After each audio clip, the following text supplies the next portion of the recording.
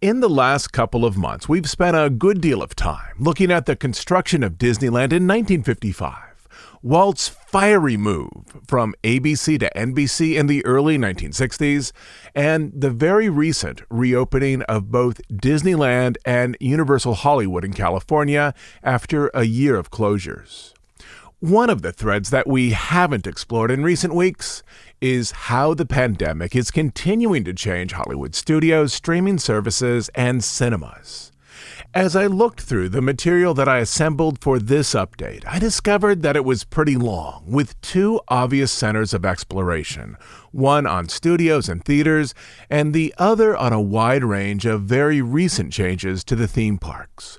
What I want to do is this: focus this update on the story of how the pandemic is changing how we experience movies, as we're starting to see fairly clearly how COVID has accelerated many changes inside the industry.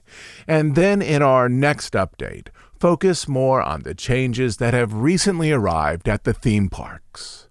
On May 13th, Bob Chapek, CEO of Disney, as part of the second quarter earnings call, announced that Disney Plus surpassed 103 million subscribers, which is both a tremendous achievement and a unique problem.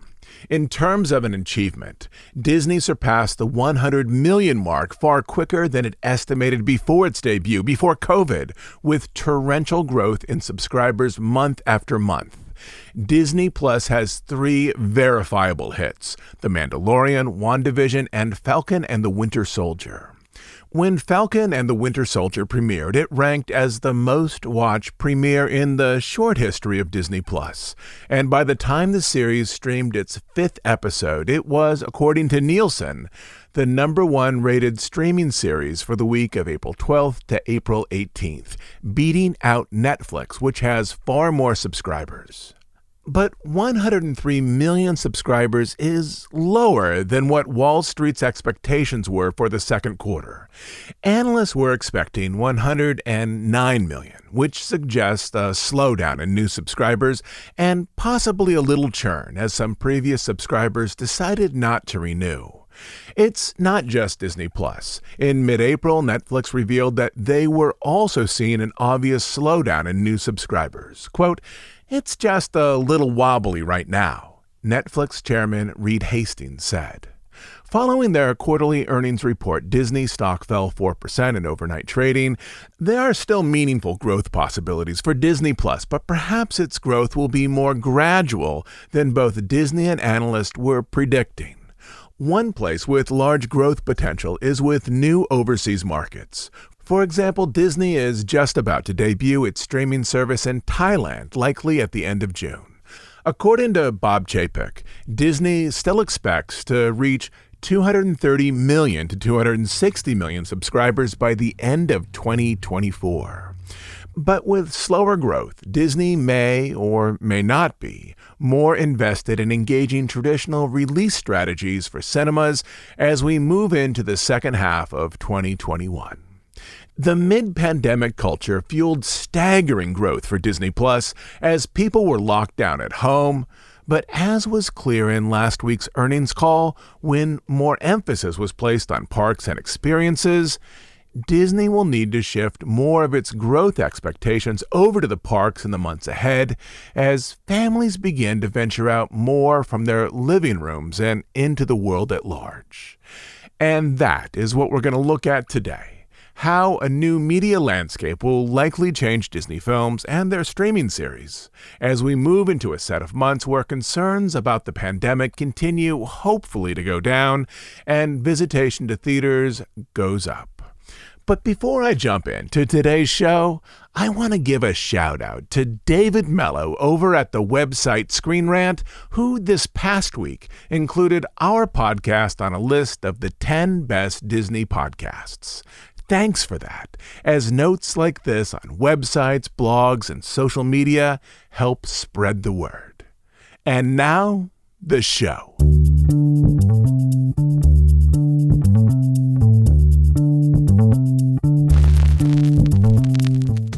Let's start with this question.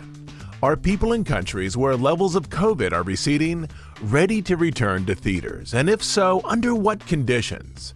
It may be one thing presently to visit a theater for a Saturday matinee when half the seats are empty, but for some it might be something else entirely to visit that same theater for an 8 p.m. showing during opening weekend when every seat is occupied.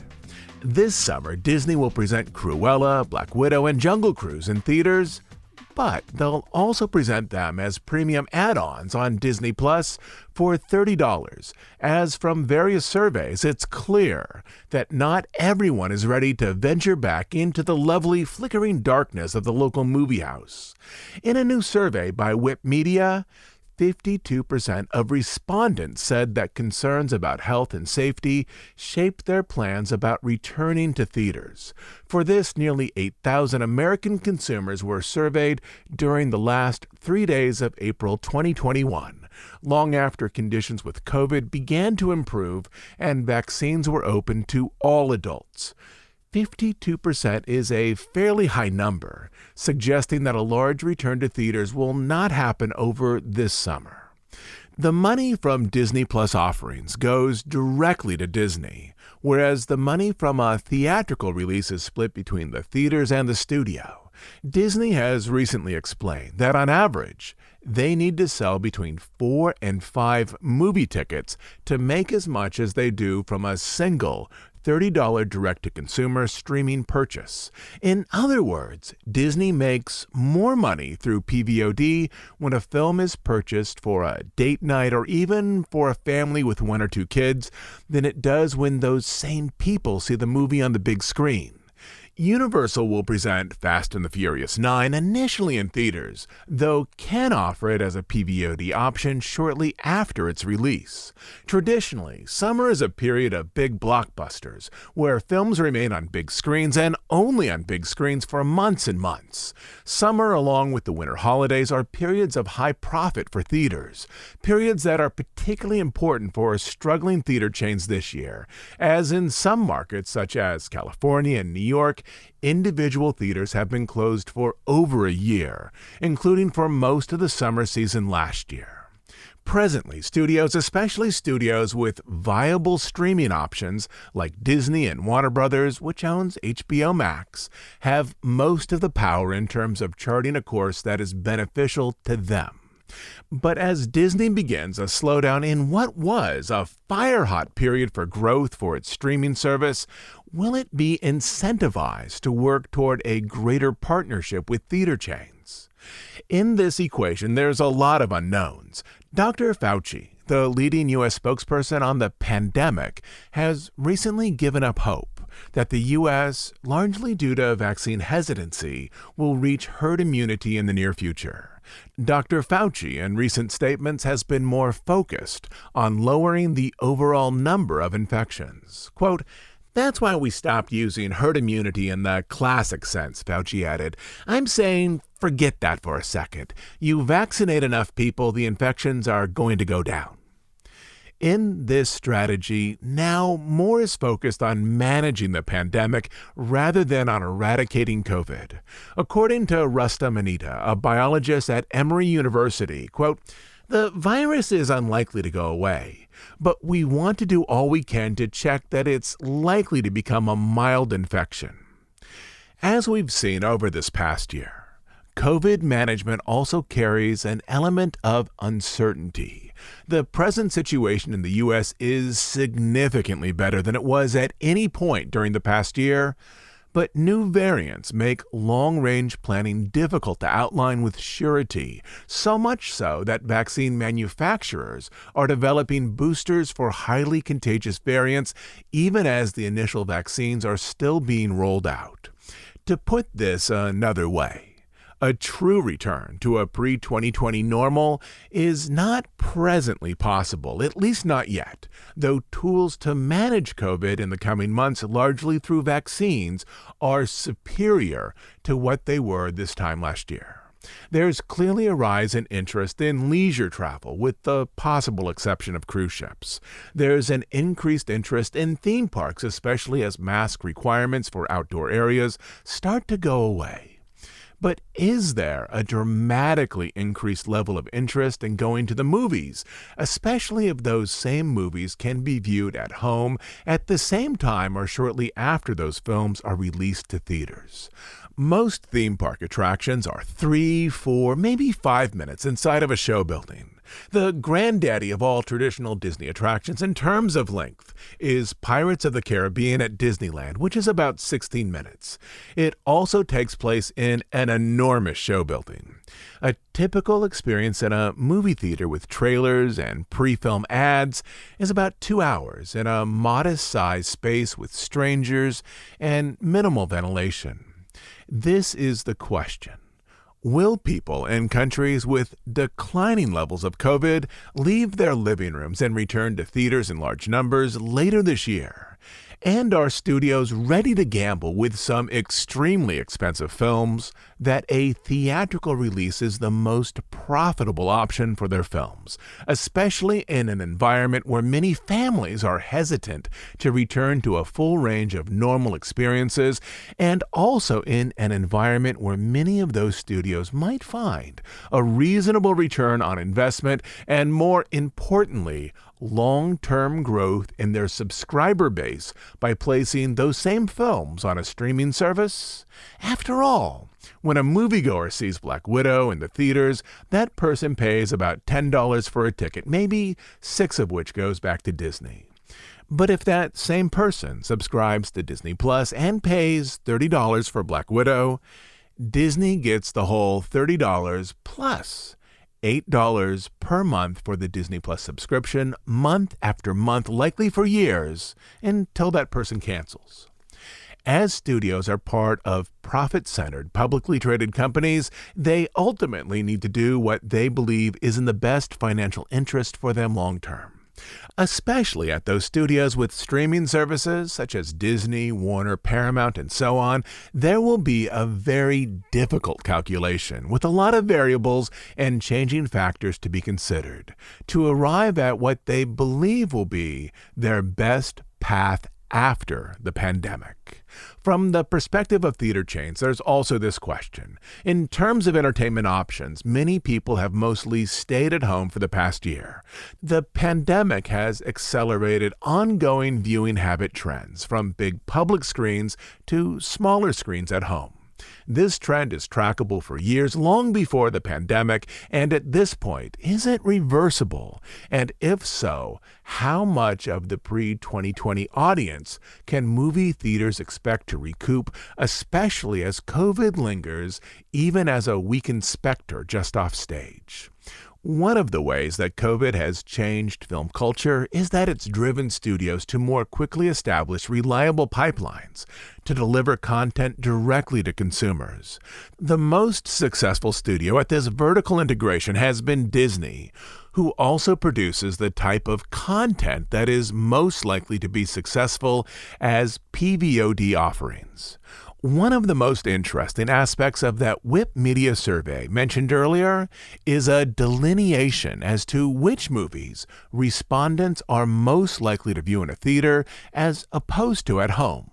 Specifically, respondents said they were most likely to see big-budget, special effects, heavy franchise films created for an adult audience at a theater. 68% of respondents said they would prefer to see Black Widow in a theater. 63% said the same for Fast and the Furious. Whereas for family films, 69% said they would rather see Space Jam: A New Legacy at home, 61% for Jungle Cruise, and 64% for Cruella. Results suggest that big-budget films for adults might do well in theaters, whereas modest-budget films aimed at the whole family might do better with PVOD sales. And this second area is one of the centers of the Disney studio. For the month of April 2021, the domestic box office took in $190 million, a 300% increase from February, when much of the country was still locked down due to COVID. But $190 million in ticket sales is nothing compared to the over $1 billion that the domestic box office took in April 2019. That is, there's definite improvement in the box office presently, but American ticket sales are still 80% off their pre-COVID levels. There's the possibility that Dune, the new James Bond movie, a new Spielberg film, and some Marvel offerings later this year will begin to drive a strong return to theaters, perhaps even packed movie houses on opening weekends. There's the possibility that grand premieres in New York and Los Angeles might again promote new offerings, which in the past have been significant publicity events to drive ticket sales. These premieres are costly, and at the moment, for obvious reasons, many celebrities are unwilling to appear in crowded venues before a flock of photographers and adoring fans. There's the possibility that theaters return, though permanently at lower levels than pre-pandemic America. There's also the possibility that even a mild resurgence of COVID next winter will bring some theater chains, many of which are now burdened with substantial pandemic-related debt, to the breaking point. Last summer, all eyes were on the Christopher Nolan film Tenet, which underperformed at the box office, particularly in the U.S. This summer, all those same eyes are on A Quiet Place 2 from Paramount, which is the first blockbuster film headed to theaters this summer. Industry projections for A Quiet Place 2, out May 28th, just before Memorial Day, place possible ticket sales between $40 and $50 million during its opening weekend. The projections for Disney's Cruella are a little lower, but Disney is also debuting this film on its streaming service for $30 on the same day and date. We are at a crossroads here, a place where the movie-going experience might change forever. There are over 40,000 movie screens in American theaters, many at multiplexes. 40,000 screens require a lot of content released each week if those 40,000 screens long-term are to remain open. To see how current trends are creating the context for a post-pandemic summer box office, I want to spin back a couple of months, which is where we left off with this story in March.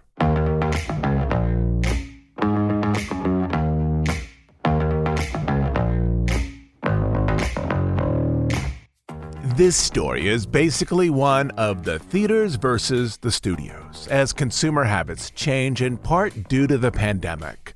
What the theater chains want mostly is a lot of reliable, high-quality content to fill seats in their auditoriums. And what studios want is to maximize the profit they can make from a movie, or perhaps a project that started as a movie and then was adapted into a miniseries, which may or may not always involve theaters and a traditional release schedule, as the world moves through and beyond the pandemic.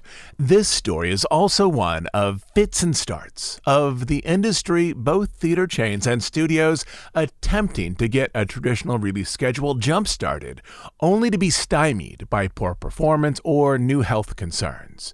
In the fall and winter, there were multiple attempts to restart traditional film distribution schedules, and as we zero in on this update, in early April, studios and theaters were focused on another attempt. This one focused on a reopening of Regal cinemas in the U.S.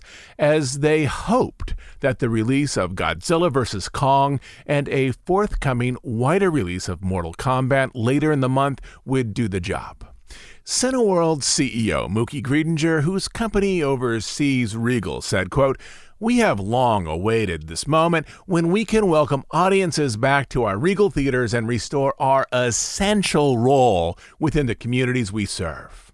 With capacity restrictions expanding to 50% or more across the U.S. states, we will be able to operate profitably in our biggest markets."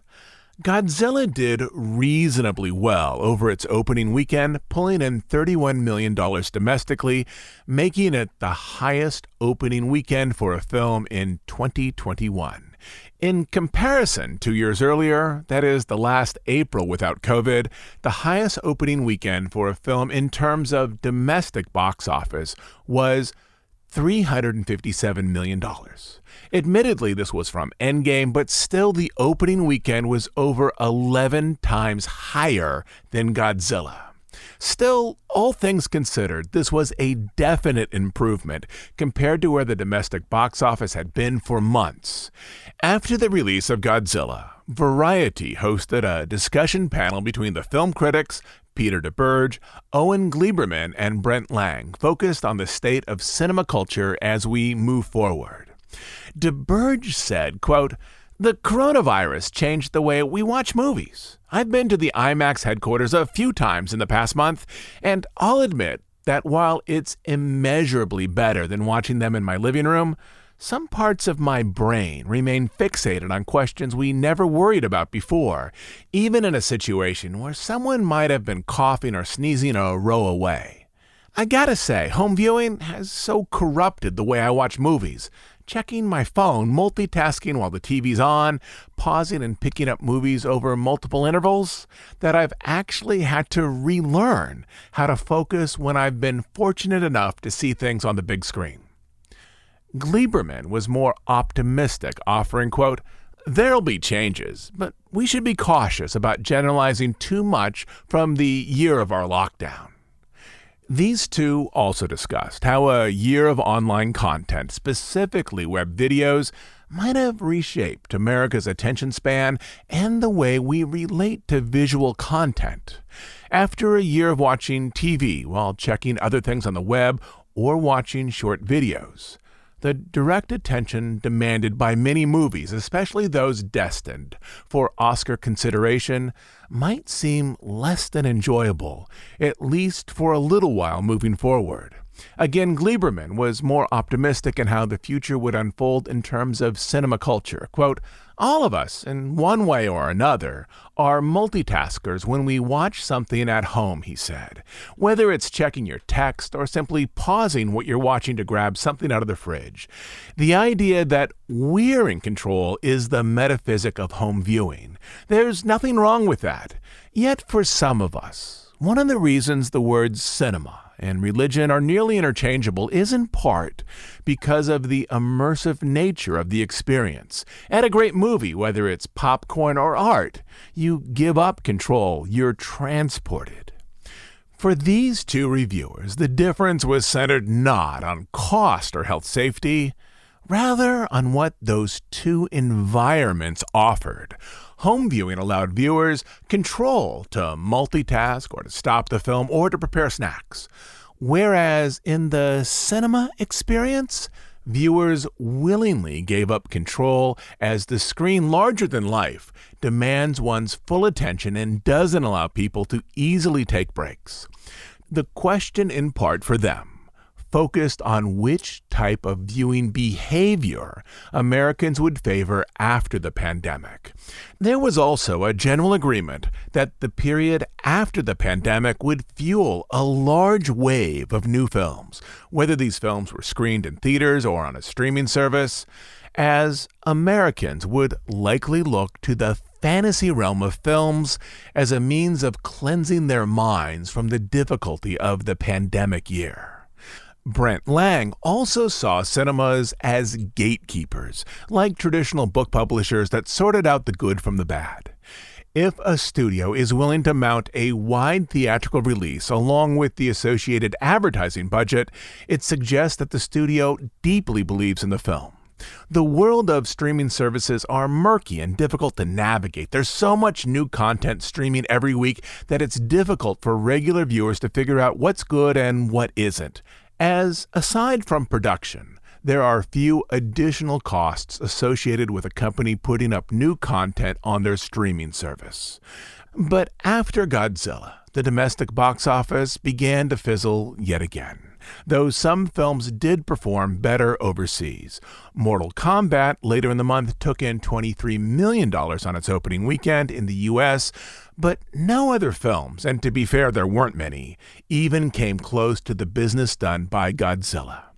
By the time that Mortal Kombat opened, 70% of the nation's nearly 41,000 movie screens, arranged at nearly 6,000 different theater complexes, had reopened. Though Mortal Kombat did modest business that first weekend, for its second weekend sales fell off by 73%. It took in only $6.2 million. Even though thousands of theaters were open, people simply weren't going. By this point, Disney had already moved Black Widow back, this time from its May 7th release date to a July 9th date, and had announced that it would premiere in theaters and on Disney+. They announced that the same hybrid plan would be used for Cruella. This decision forced theater owners again to consider ways to fight back. Quote, "We haven't made any threats," AMC Entertainment CEO Adam Aron said, though this statement itself was of course a threat. "It's widely known," he continued, "that AMC had threatened not to play movies if we could not find business terms that we found acceptable." In other words, Aron, who oversaw the largest chain of theaters in the U.S., either wanted Disney to reconsider the exclusivity of a theatrical release window or to give AMC a higher percentage of ticket sales to make up for all those potential customers who stayed at home to watch Black Widow. At this point, however, the threat felt mostly hollow, as Disney had other viable alternatives to release the film and monetize it. And AMC had thousands of theaters that, for the most part without content, would simply sit empty. During the same period as Godzilla was released, MKM Partners conducted a survey of 1,000 people who had seen at least one movie a year before COVID to gauge their comfort in returning to cinemas in the near future. 57% of their respondents said yes, they would return in the near future. 14% said no, and the remaining 29% were unsure. But when those same 57% were asked when they thought they would return, less than half of them, only 46% of the yes respondents, or 26% of respondents overall, indicated a return in the next 3 months, essentially during the peak summer period. But yes respondents were generally more positive about the following 6 months, with 72% of those who responded yes, or 41% overall, indicating that they believed that they would return to theaters in the next 6 months. Still, for a group who self-identified as moviegoers, these were not good numbers, with less than half of them believing that they'd return to movie houses by October. With this, analysts started to look at 2022 or even 2023 as a realistic timeline for a possible return to movie-going habits. Not surprisingly, during these same weeks, studios again shuffled back more release dates on the calendar. Quote, "These moves to slots later in 2021 or early 2022 merely represent a mindset among studios to have these films available to moviegoers when capacity restrictions are loosened," analyst Eric Wold explained, "and they can be presented to more consumers, something that ultimately benefits the exhibitors just as much." The challenge then for theater owners, it was suggested, would be to maintain enough liquidity to bridge the gap until a large number of customers were ready to return. But not all theater chains had that option. By this point, Alamo Drafthouse had already filed for bankruptcy, and in the middle of April, ArcLight Pacific Theaters announced that after months of pandemic-related closures, it would shutter its screens, including the ArcLight Theaters in Los Angeles, which were revered by cinephiles, and the Cinerama Dome. To add to these problems, the Oscars on April 25th were viewed by the smallest home audience in years and honored films that few had seen. But during the telecast, the National Association of Theater Owners, along with the MPAA and some entertainment executives, presented a 2-minute public service announcement declaring that the big screen is back, framing the pandemic as the longest intermission in the history of cinema. The commercial presented clips of forthcoming movies and testimonials of employees who work at theaters. The narration offered by Matthew McConaughey mostly focused on the need to bring theater employees back to work. Quote, "Thanks to their dedication and resilience," he said, "theaters are coming back." Oddly, every image of every cinema in the PSA featured rows and rows of entirely empty seats. And outside of that one PSA, the Oscars themselves signaled that the landscape was shifting in meaningful ways as streaming companies picked up awards once reserved for traditional studios who released films only to theaters. Netflix won 7 Oscars and Amazon won 2. Beyond Netflix and Amazon, Apple Plus and Hulu both picked up nominations, though no wins. This was an all-time record for awards going to streaming services. Part of this was made possible by AMPAS, the organization that oversees the Oscars, temporarily waiving the requirement that films must be screened in a traditional theater for at least a week to be eligible. It's unclear if AMPAS will continue this trend in years to come after the pandemic is over. On May 6th, Adam Aron, CEO of AMC Entertainment, was again amping up the return of the big screen. Though in recent months he'd actually banned Universal films from their screens and kind of threatened to do the same to Disney, in a moment of enthusiasm he praised the vaccine rollout and then said, quote, "Thank you, Universal, for F9. Thank you, Disney, for Black Widow."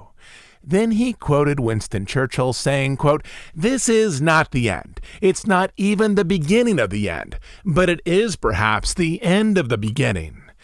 This, somewhat oddly, was from a speech that Churchill had given in the fall of 1942, 3 years before World War II was actually over.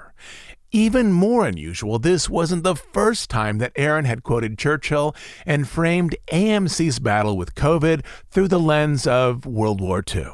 Last November, Aron had also quoted Churchill in an earnings call where at the start of the war, Churchill explained the need to, quote, "fight on."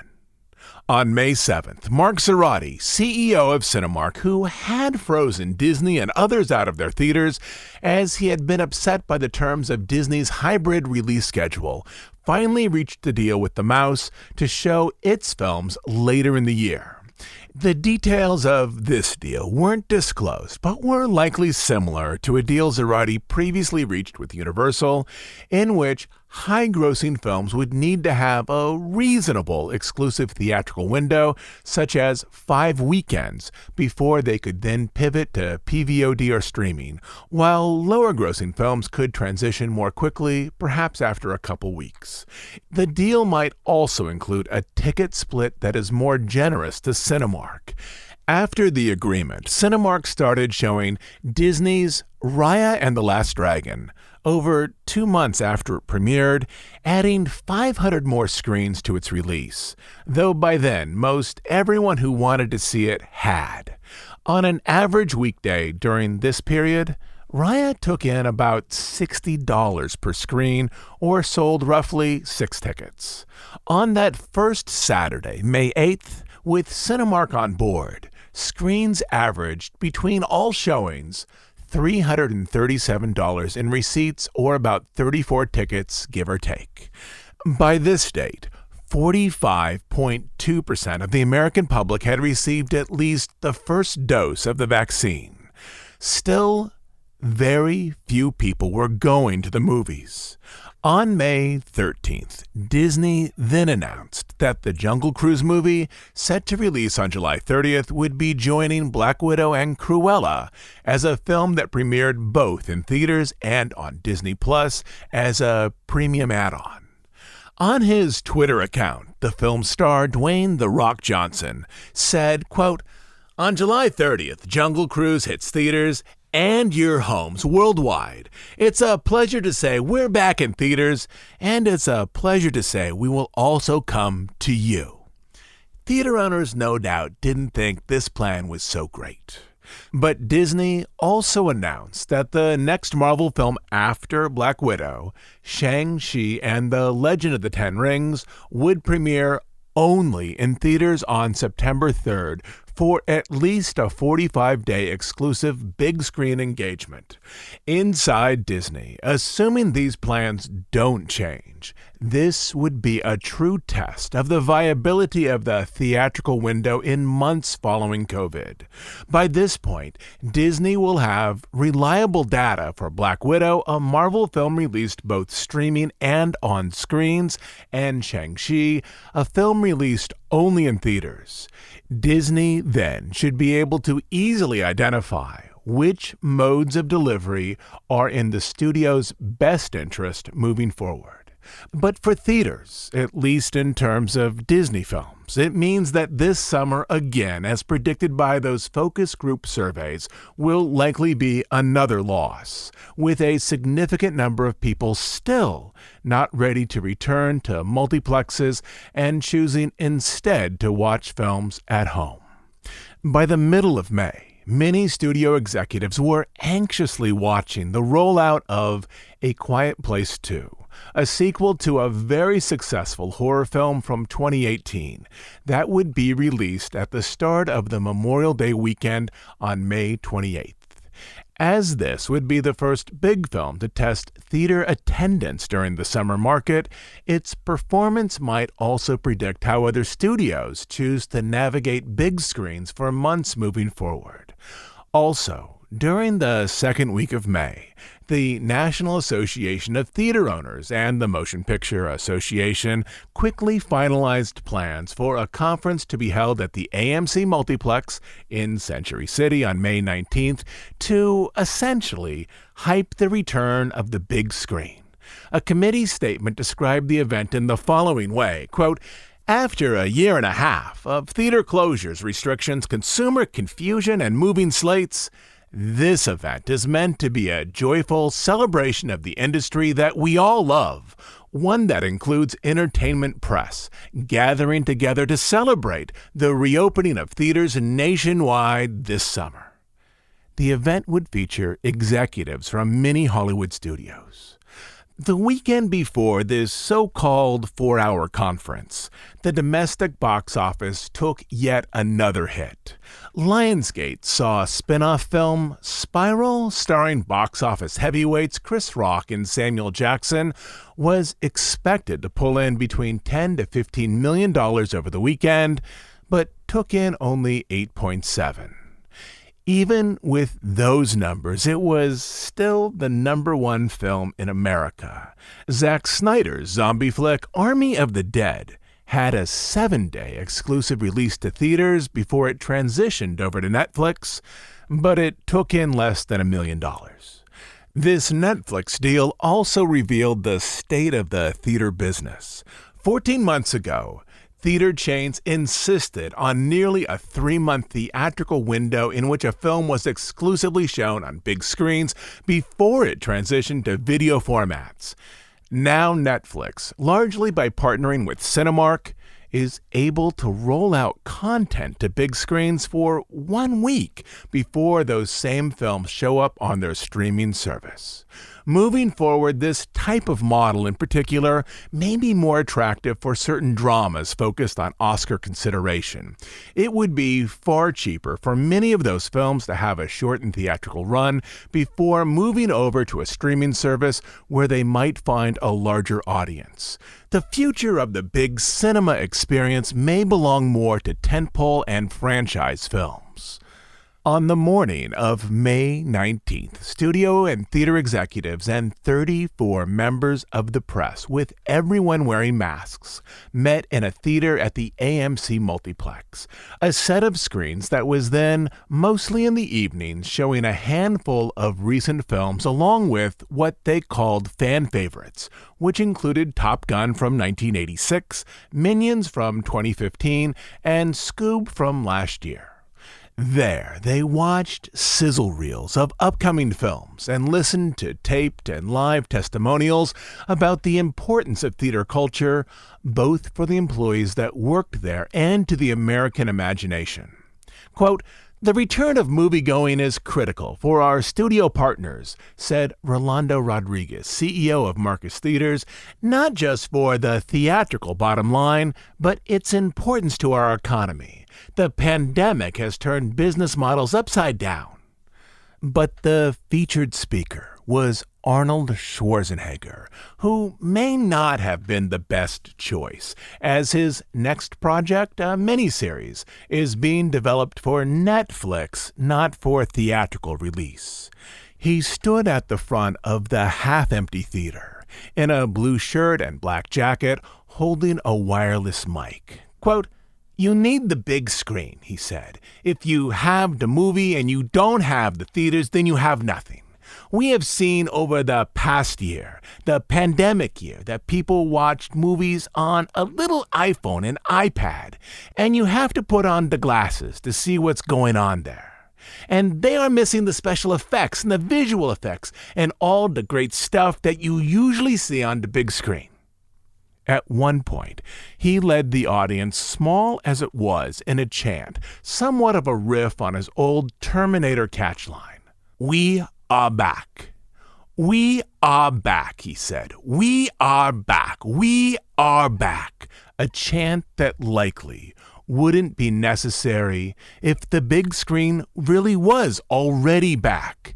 It was more of a collective wish that in the months ahead, the stars would align in such a way that those who have been pointing to pent-up demand would be proved right. Though the big screen wasn't back yet, hopefully it would be later this summer, or perhaps this fall, or at the very latest next year, as all those films locked away for months in the vaults are finally released for the world to see.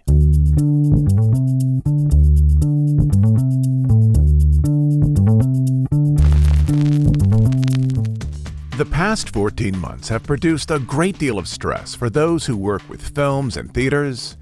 Do I think that the big screen experience is going away? No. I think that big screen experiences will be around for the rest of my life, likely longer.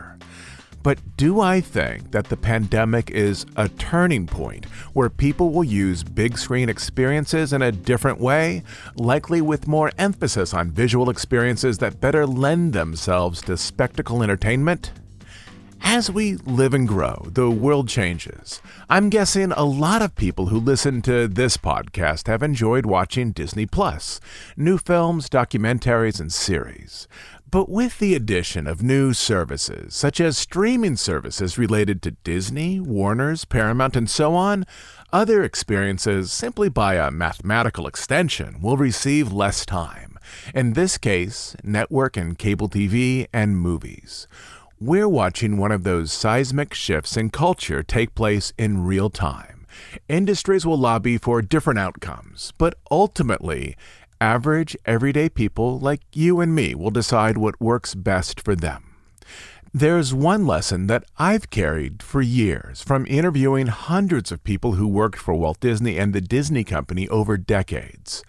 People who adapt to changes are more likely to find success, even if it wasn't the exact type of success they initially visualized.